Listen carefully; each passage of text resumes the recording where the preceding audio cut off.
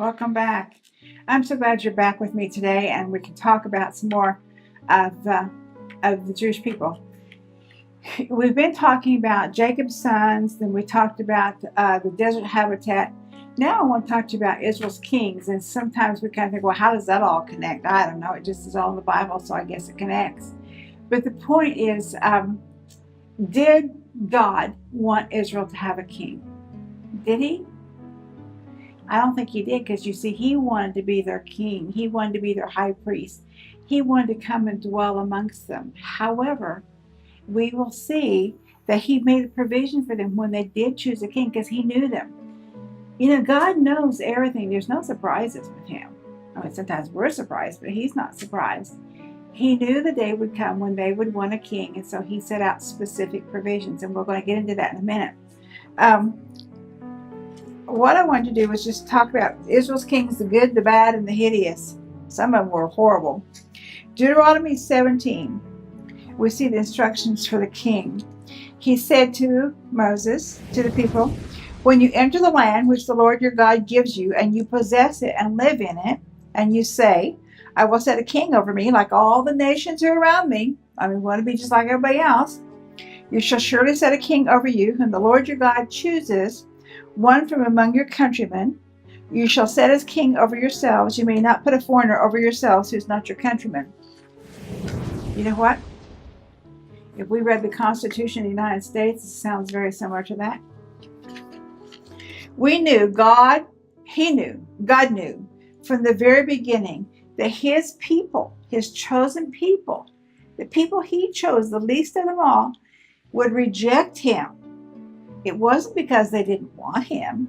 It was more likely because they were afraid of him, and fear makes us do stupid things. You know, we get into panic situations sometimes, and we shoot ourselves in the foot. It's really silly, and that's what Israel did. So what was the provision? God would choose the king. He had to be one of them. He had to be Jewish. He could not be a foreigner, someone born in another land. Interesting, isn't it? That's pretty simple. God chose the king. The next two verses are specific about the rules for the king personally. They are things, the do's and the don'ts, if you will. Deuteronomy 17, verses 16 and 17. Moreover, he, the king, shall not multiply horses for himself, nor shall he cause the people to return to Egypt to multiply horses, since the Lord has said to you, you shall never again return that way. He shall not multiply wives, for himself, or else his heart will turn away, nor shall he greatly increase silver and gold for himself. It doesn't take a long time to figure out these rules or laws that kings, men who are in elevated positions, are going to adhere to them for very long. They just can't do it.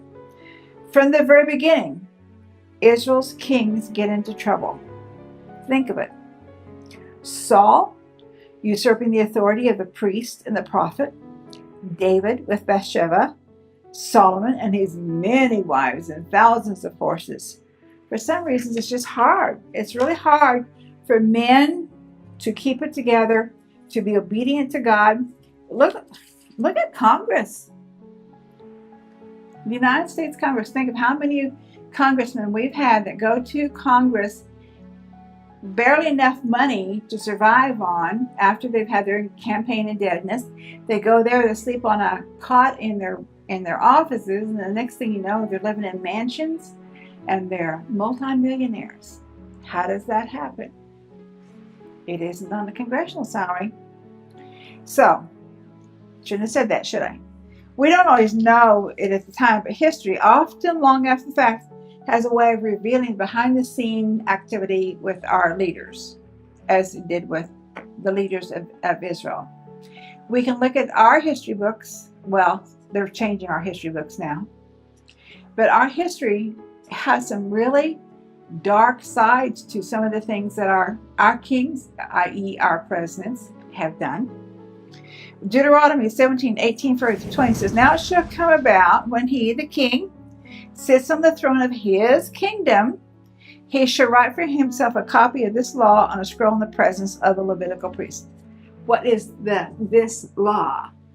It's the Torah, the first 5 books of our Bible. It is the law. It shall be with him, and he shall read it all the days of his life, that he may learn to fear the Lord his God by carefully observing all the words of this law and these statutes, that his heart may not be lifted above his countrymen, and that he may not turn aside from the commandment to the right or to the left, so that he and his sons may continue long in the kingdom in the midst of Israel. Wonder how many kings did that. Just stop to think. Writing a copy of the Torah for yourself. We're going to assume at this point they're scrolls. They've gotten past the having to do it on the stones, and they've gotten to parchment and ink and scrolls. And they're writing the law. They're copying it. They're not making new law. They're copying the Bible. They're copying Torah.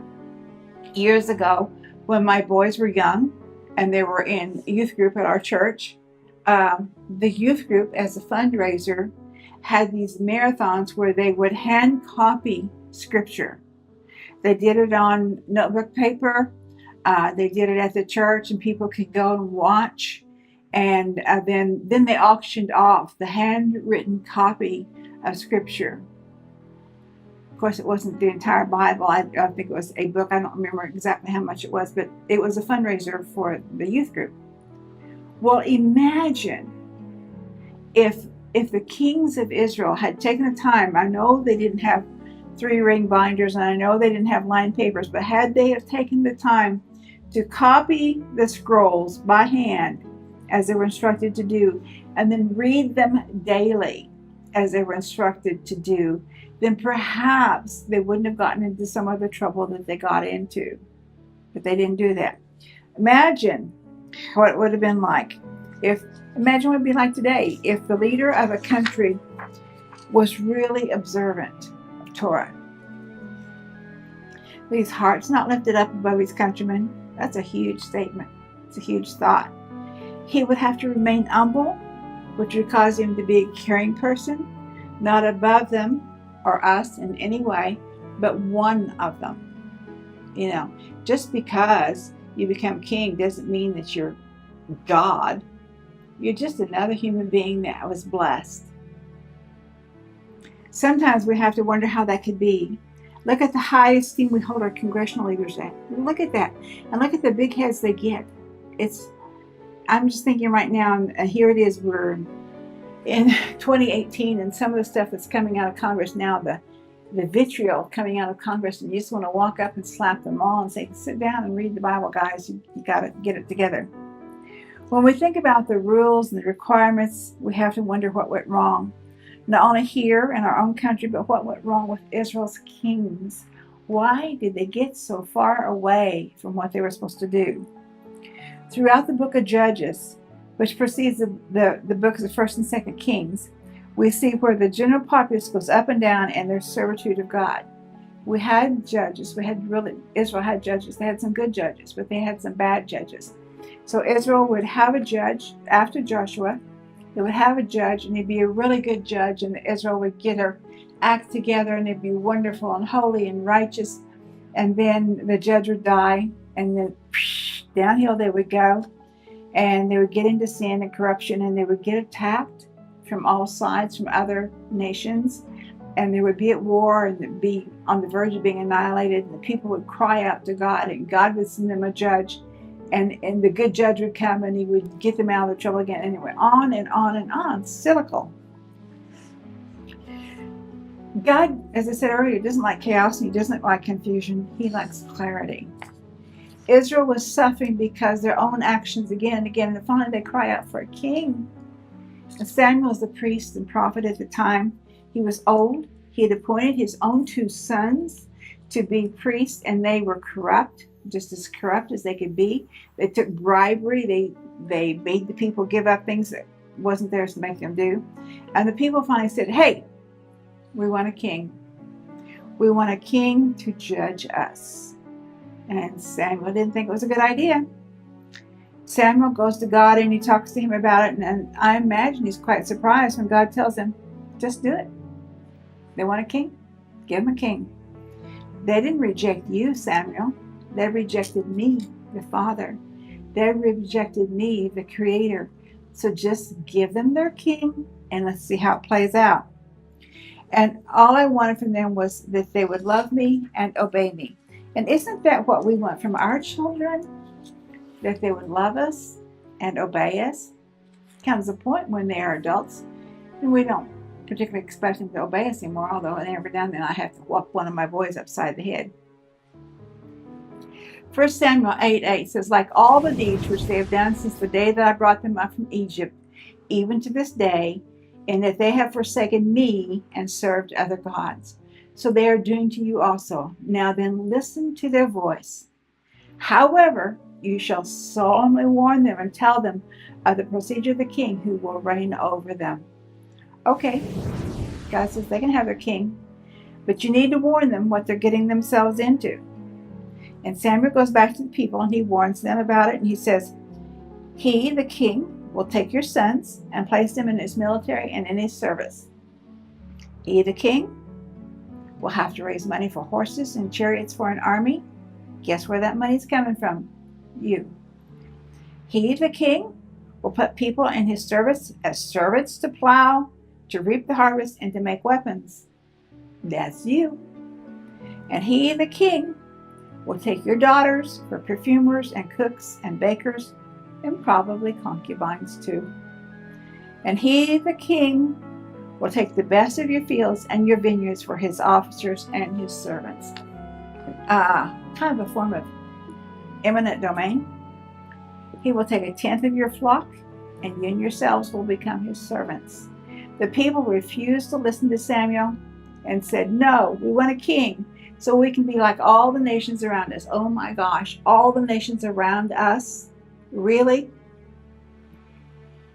You know, we look at the situation here in America right now. People are trying to get into our country and we're trying to keep them out and bring them in legally and righteously. And it's chaos. And we don't want to be like the other nations around us, do we? Hope not. Some people think we should be like that.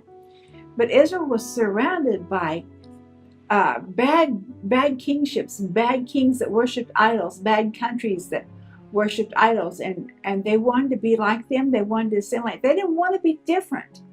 I know none of us wants to be different, but I kind of like being different.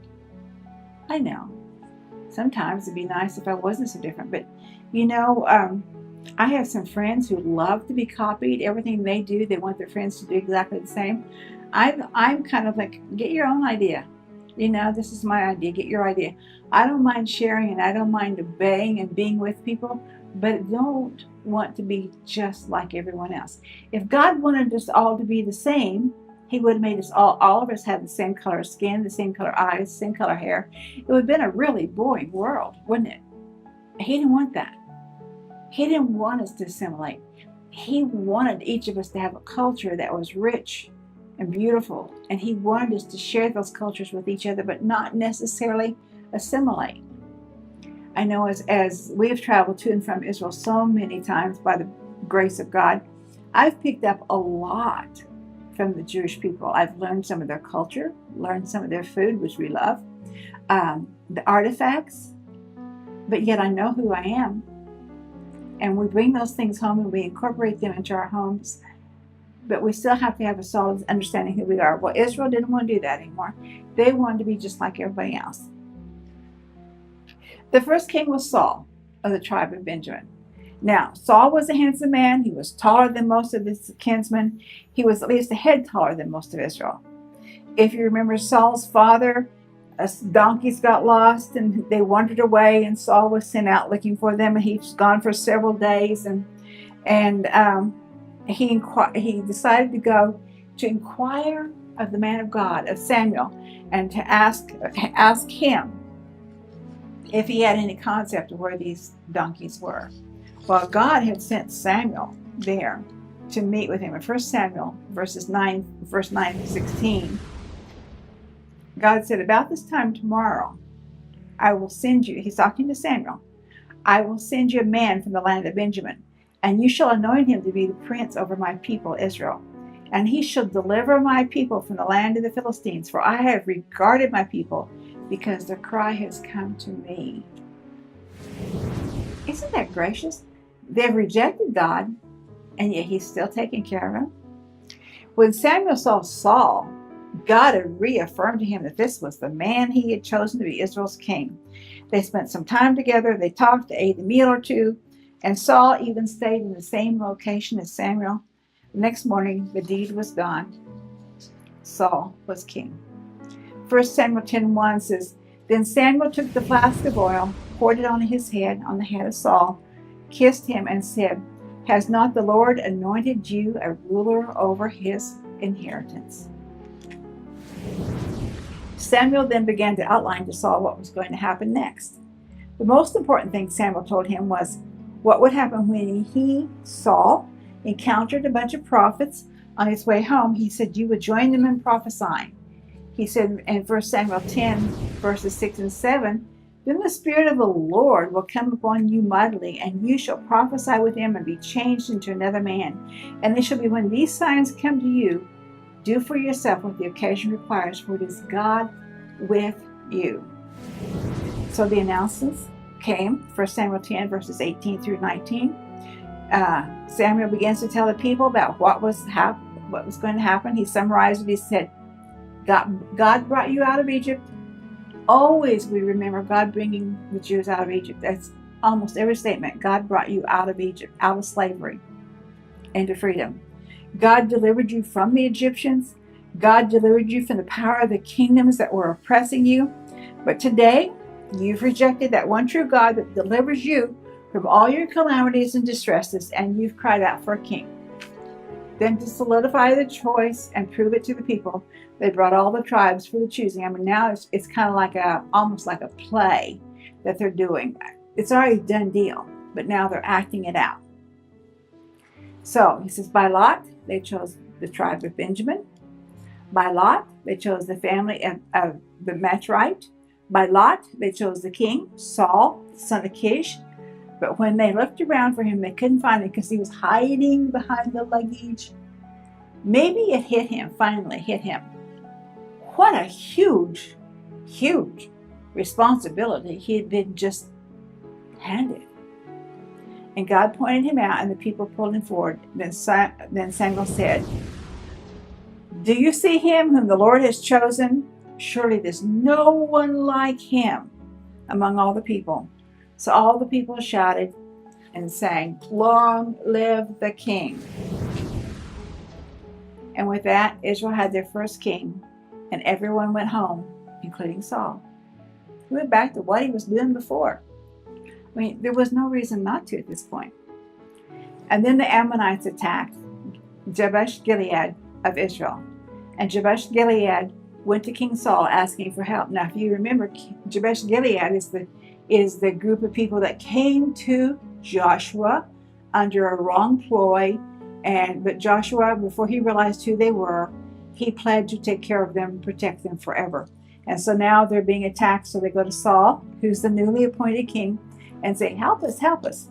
And Saul had actually been working in the fields. He was still humble, just like everyone else. When he came in, he sees the people weeping, and he asks what's going on, and then he gets mad. Really mad. And the Spirit of God came up on him, and he became very angry. And he summons an army. Now, when he did it, he chopped something up and sent it out and said, y'all better come be a part of this army, or we'll chop you up like this animal. And he must have had a good military mind, because he divided the army into 3 groups. 3? That's a military maneuver. And they attacked the Ammonites before the first watch, or at the first watch, which is from 10 o'clock at night to 2 o'clock in the morning. Sometime in that time frame, it's a 4-hour time frame. Sometime in that time frame, they came upon the Ammonites who were asleep, and they attacked them, coming from 3 different directions. And they killed them all. A few of them managed to survive, but there were no 2 left together, and they ran away. And all of a sudden, Israel now has a king, of their first king, their first battle, and their first win. And the soldiers were exuberant. in their wind. They wanted to kill any man who did not want to stand with Saul, which indicates that there was some resistance to his kingship. But Saul said no. He's still humble. He said, no, this is a day of celebration. No one dies. Let's go to Gilgal. So what happens at Gilgal? This is where Samuel instructed Saul to go right after he had been anointed king. Go there and wait. I will come down there and I will offer burnt offerings and sacrifices. Gilgal was one of the places where Samuel judged, so it had already been established as one of the seats of government. So all the people went to Gilgal. Now, it wasn't all millions of them, but a bunch of them. 1 Samuel 11:15 says, and all the people went to Gilgal, and there they made Saul king before them. But before the Lord in Gilgal, there they also offered sacrifices, peace offerings before the Lord, and there Saul and all the men of Israel rejoiced greatly. They've had reason to celebrate. They've had a war, they won the war, everything's looking good in the neighborhood, and they're happy. What a day of rejoicing that was. If only Saul had stayed the same. But as we said a while ago, with almost all men, once they get into that seat of power and authority, they get corrupted by it. Absolute power corrupts absolutely. You know that saying. Not only do they become stronger in many ways, but sometimes they become as paranoid as Saul did. We know of Saul's escapades, of his son Jonathan, how he loved his father, but he also loved David, who would be the first king of Judah and then united Israel, and also the last king of united Israel. Saul couldn't keep his act together to the point that God said he was sorry that he made Saul king.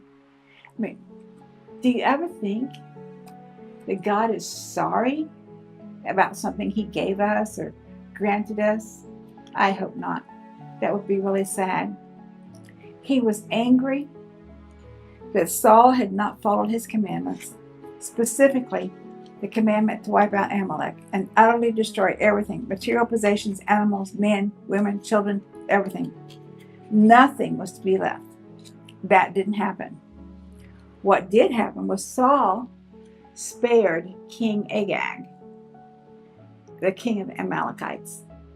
They didn't kill all the sheep, but they chose to keep them for sacrificing. And a sacrifice that doesn't belong to you is not a sacrifice. A sacrifice, giving up something that you don't own, is not giving up anything. So what's the deal here? Saul tried to talk his way out of the judgment that was coming on him, but Samuel wouldn't hear of it. Samuel himself, he was so angry. And he hacked Agag to death. Agag, when he summons Agag in before him, when Samuel summons him in, he was really, floating through the neighborhood thinking he had managed to make things good for himself. Although he had been overthrown as king, he still was alive and everything was good and his family was alive and it was good. Until he saw Samuel, and Samuel said, you're an evil man and you're going to die. And he killed him right there, hacked him to death with Saul's sword. Saul was terrified. As Samuel was leaving, Saul grabbed Samuel's cloak, whipped it, pulled it, and he said, don't do this, don't do this. And Samuel turned around and told him, just as you've torn my cloak today, so will God tear this kingdom out of your hands. That's quite a prophecy, and that's what happened.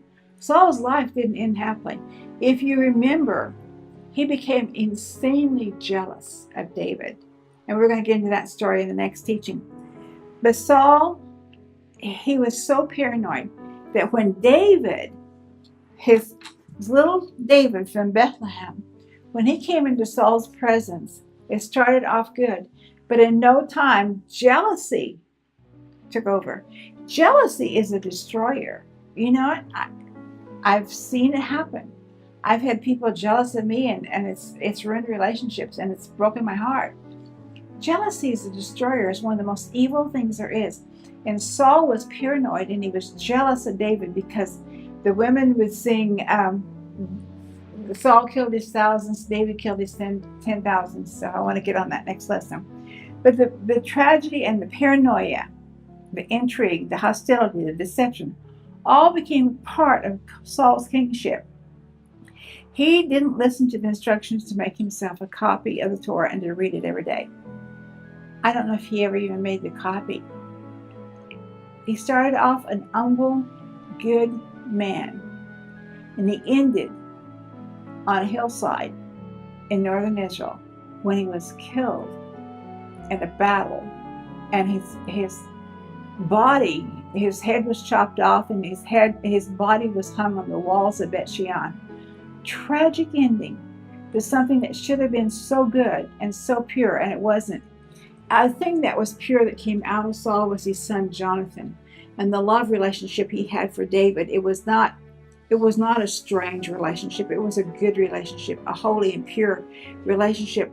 You know, sometimes we can love our brothers or our sisters more than our natural, our friends, more than our natural brothers and sisters, because we're knitted together in the spirit and in the soul.